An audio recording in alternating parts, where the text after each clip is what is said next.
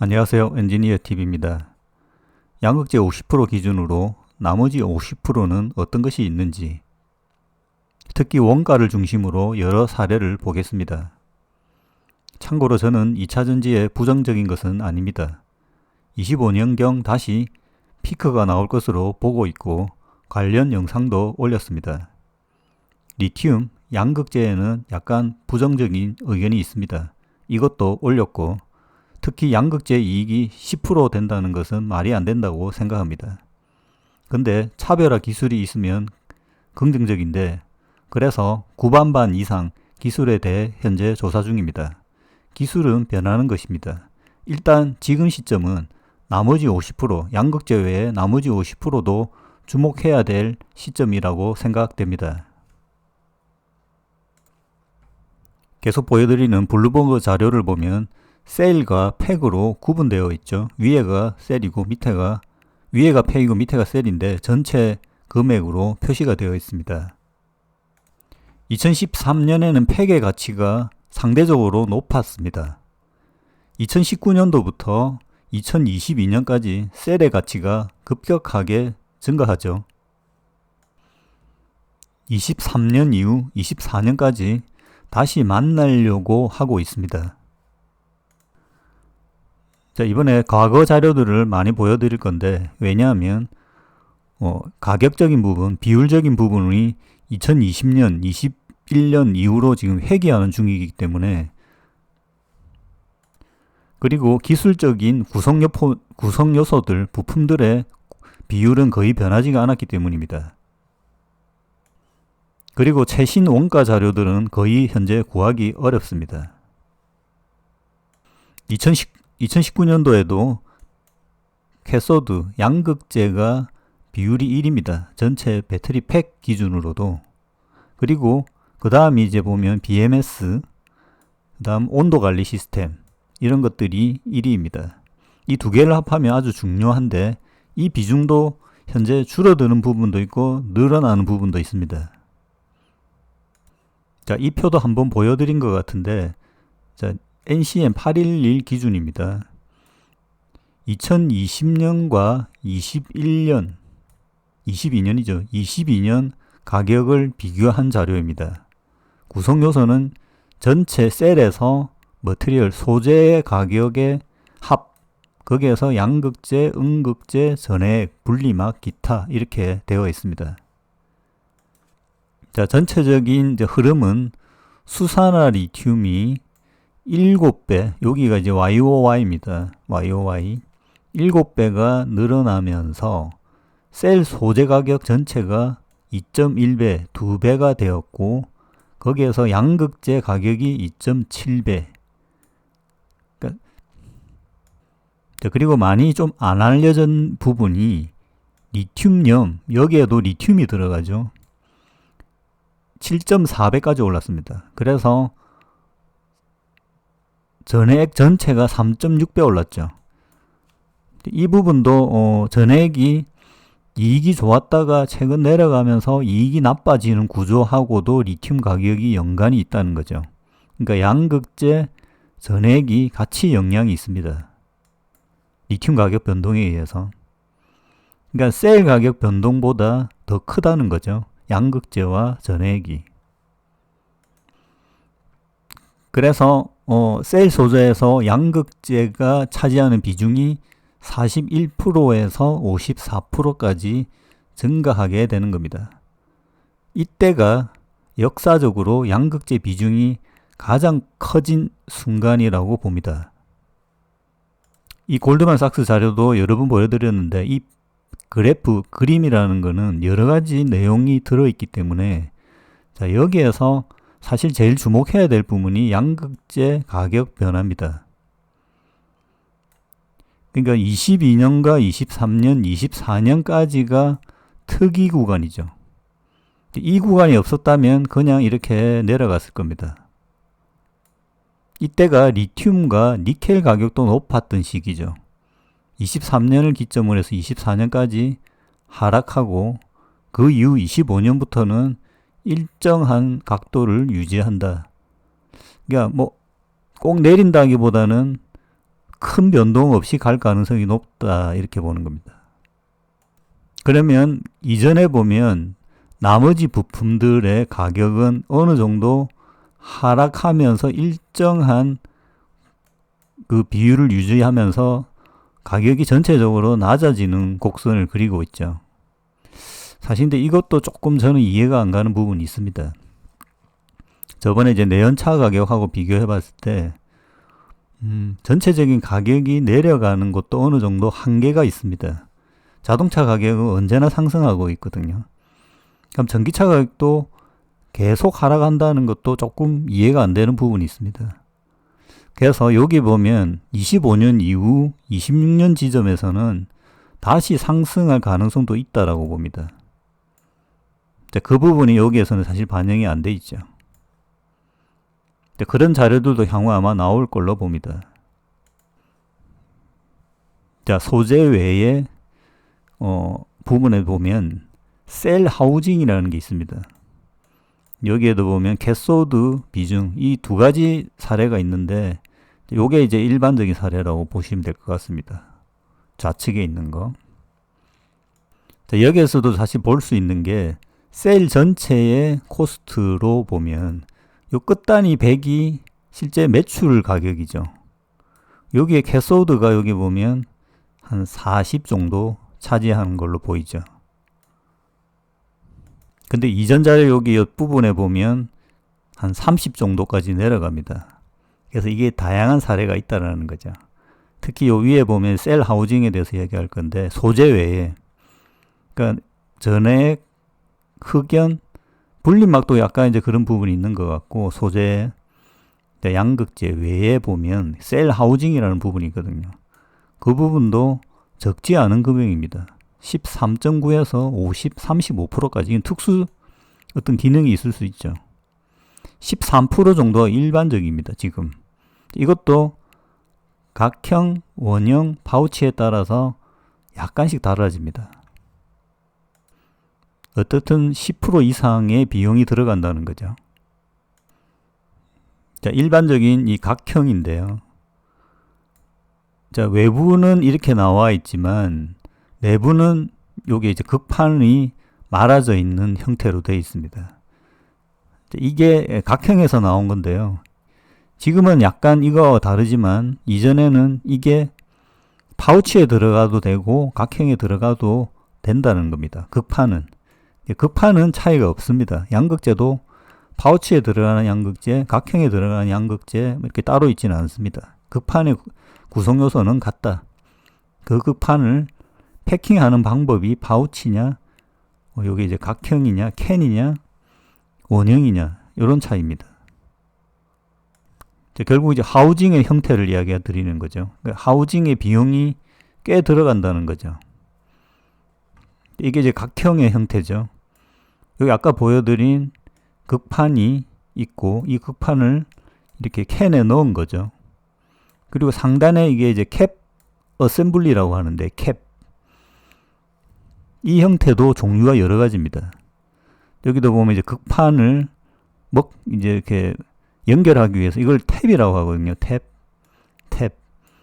여기도 보면 파우치도 보면 끝단에 연결하는 단자, 터미널 이걸 탭이라고 하거든요. 탭.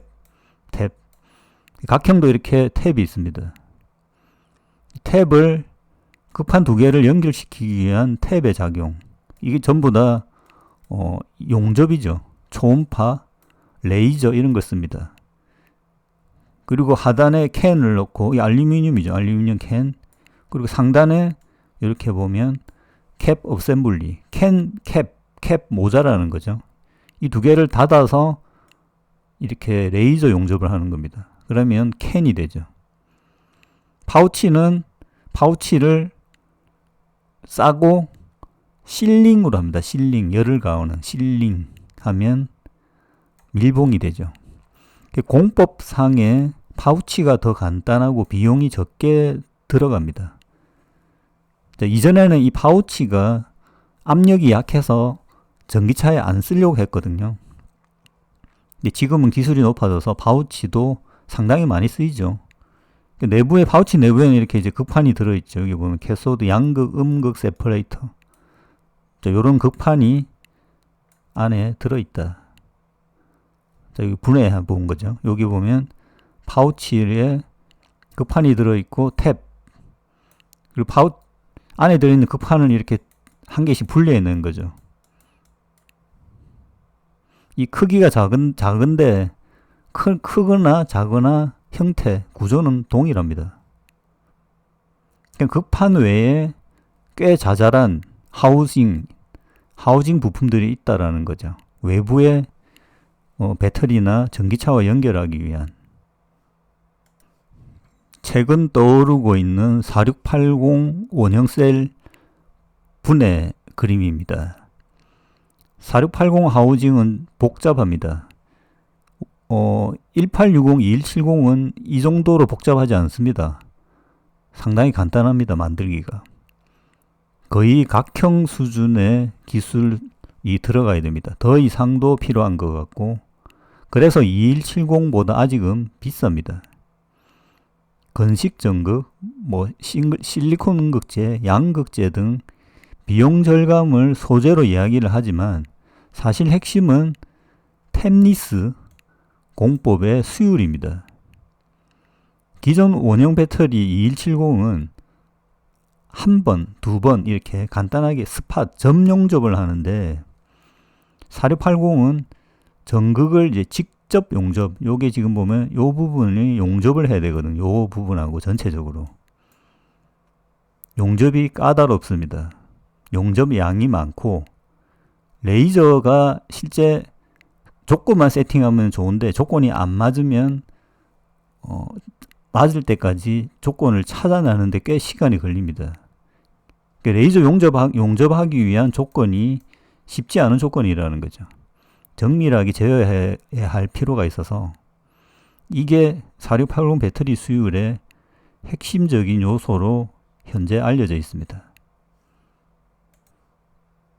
자, 이 용접 수율을 높이고 소재 부분은 어떻든 간에 시간에 따라서 좋아지겠죠. 건식까지 적용된다고 하면 4680이 상당히 많이 쓰일 가능성이 높다라고 봅니다. 표준 배터리로. 자, 지금 리튬 가격이 2020년, 2019년으로 지금 회귀하고 있거든요. 자, 과거 자료를 지금 보다 보니까 실제 리튬이 역사가 어떻게 되었느냐. 이때 한번 2016년에서 18년에 피크가 있었죠. 지금 요번에 나온 피크. 그리고 이 피크 밑으로 현재 내려와 있죠. 109, 여기 선이죠. 그죠? 그 밑에 하단이 40입니다. 40까지 내려가기에는 역사적인 저점이죠. 리튬 수요가 없었을 때, 그리고 1차 수요가 나왔을 때 그 밑에까지 내려왔기 때문에, 그러면 21년도 요 정도면 40이잖아요. 이것까지 내려갈까? 어떻든 추가 하락은 있겠지만 거의 다 온 게 아닌가. 근데 10에서 40까지도 엄청나죠. 어떻든 간에 지금 보면 19년도보다는 높습니다. 리튬 가격이. 자, 19년도에 보면 그때는 양극재가 지금까지 비중이 높지가 않았어요. 36%. 자, 파우치 각형이 약간 차이가 있거든요. 지금 이야기하고자 하는 거는 하우징 쪽이죠. 자, 제가 이 표를 가지고 옛날에 많이 설명했던 것 중에 동박이죠. 동이 실제 무게도 많이 들어가고 가격도 비싸잖아요. 7% 꽤 큽니다. 금액적으로는. 그래서 동박 투자가 꽤 많았었죠. 근데 이 기술적으로 동박은 큰 차이가 없어요. 알박은 또 1%밖에 안 되죠. 알루미늄, 호일. 자, 그 다음 기술적으로 약간 필요하면서 소외된 부분이 하우징입니다. 아까 탭 이야기 드렸죠. 리드 탭 파우치 6% 정도 되죠. 이 비율은 지금도 거의 비슷합니다. 양재 가격만 높아졌다 내려왔기 때문에 나머지 비율은 거의 비슷합니다. 케바세이 7%죠. 케바세이는 19년도보다 지금이 약간 단순해졌습니다. 더. 그래서 7%까지는 안 되지만 캡 아세이의 가치도 꽤 큽니다. 캔의 가치도 더 크고요. 그러니까 지금 보면 각형, 원형 이렇게 넘어가면 아까 4680도 보면 복잡하죠.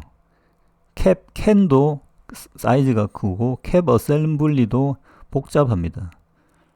그래서 이 부분이 향후 많은 포지션, 금액적인 포지션을 차지할 수 있다, 유지할 수 있다라고 보는 겁니다.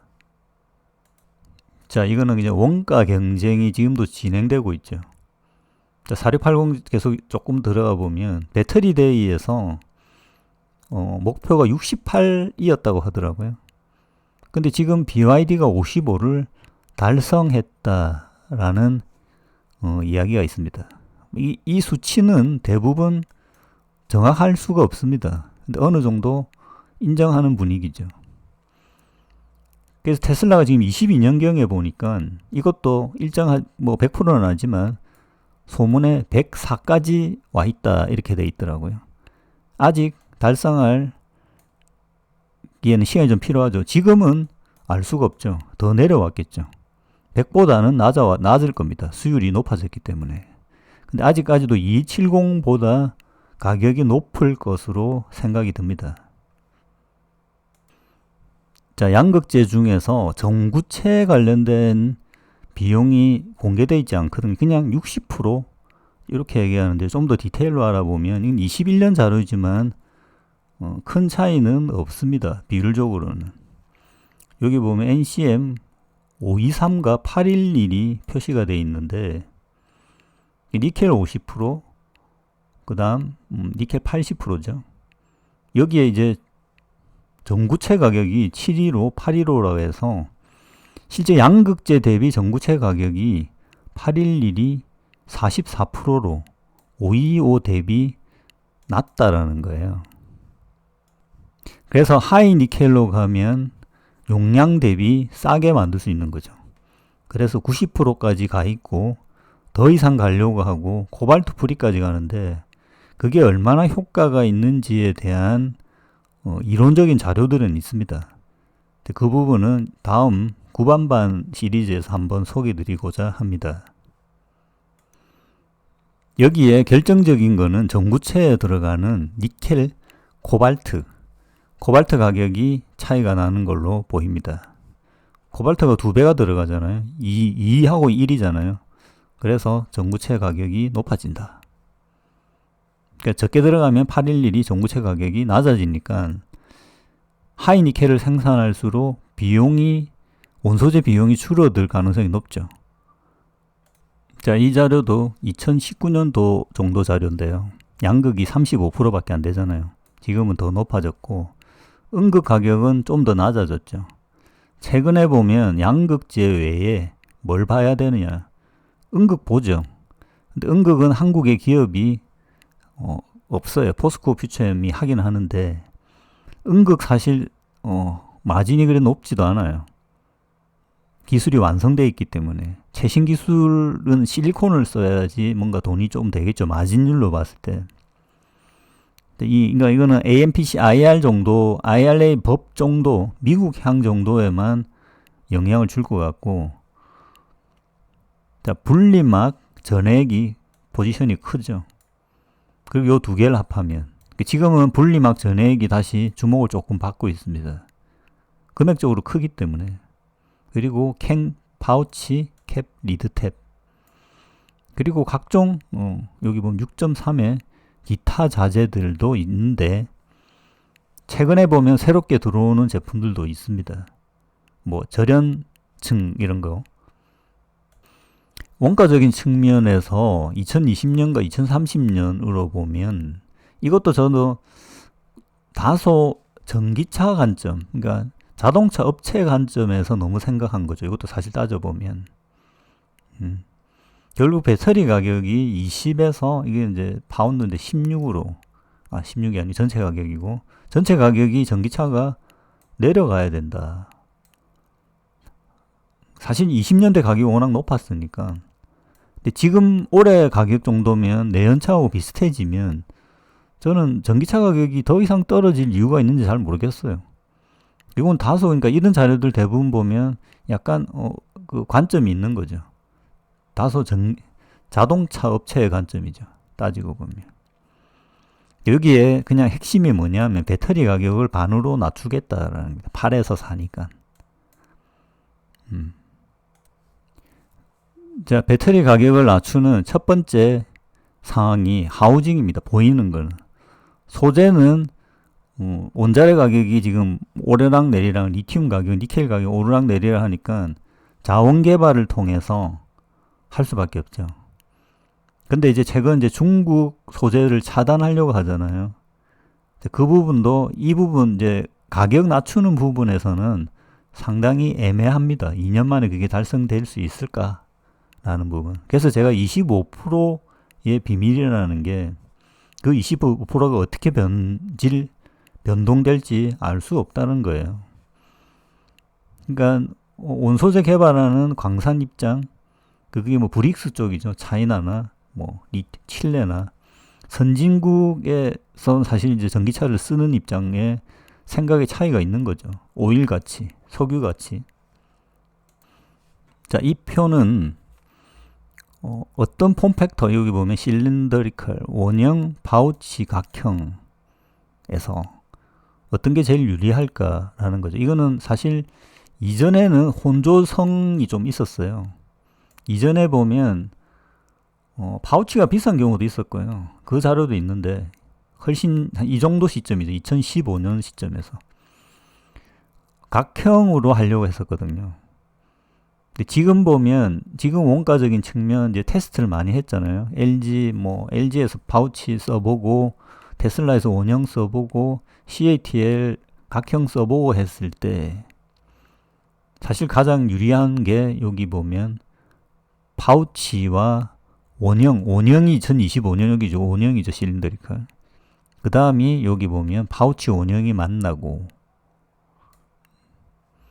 그 다음 각형이 제일 안 좋습니다. 사실 요 밑에도 쫙 깔리잖아요. 각형이. 최종적으로는 저는 만난다고 봐요. 만난다고. 각형이 원래 폼팩터는 제일 유리하고 각형을 얼마나 싸게 만들 수 있느냐라는 부분도 연구돼야 되거든요. 가격도 많이 낮아졌어요. 지금 시점으로 보면 원형이다.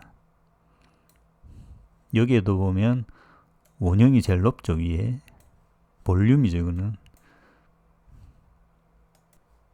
그래서 그러니까 4680 이야기들이 있고 4680 하우징을 하기 위한 비용들이 꽤 될 거다. 그 부분을 낮춰야 된다. 라는 겁니다. 아니면 그 부분을 유지한다 그러면 나머지 소재들의 가격을 낮춰야 되겠죠. 특히 양극재 같은 거. 자꾸 이야기하다 보니까 양극재 이야기가 계속 물려 들어오죠. 양극재 외도 중요하고 양극재도 중요하죠. 자, 마지막으로 이 부분은 다음 영상에 다룰 영상 내용이지만 여기도 보면 니켈 80%, 여기 보면 90%, 여기 아마 95%일 겁니다. 까지 나오는데 요 검은색이 마진입니다. 마진이 점점 커지죠. 그래서 하이니켈 생산하면 812 생산하면 마진이 커진다는 거예요. 이론적으로 그렇습니다. 실제 이거를 만들기 위한 기술이 필요하죠. 공정기술, 노하우. 마진이 커졌고 구반반으로 넘어가면 요 위에 보면 이게 이제 확실하지 않는 용량 부분인데 실제 90%, 95% 이렇게 넘어갔을 때 용량이 늘어날 건지, 용량이 늘어나야지 비싸게 팔 수 있는 거잖아요. 그 부분이 조금 애매한 부분이 있다는 거예요. 그 부분이 용량화가 된다 하면 마진이 늘어난다는 겁니다. 그래서 여기 보면 코발트 풀이죠. 이게 거의 코발트가 없잖아요. 이 정도 되면 요만큼 최초 811에 2배까지는 안 된다 하더라도 거의 그 정도 되는 마진을 얻을 수 있어요. 그래서 이 부분도 중요하다라고 생각이 듭니다. 자, 결론적으로 양극재 외에 나머지 50% 특히 하우징 부분도 주목해보자 라는 겁니다. 마치겠습니다.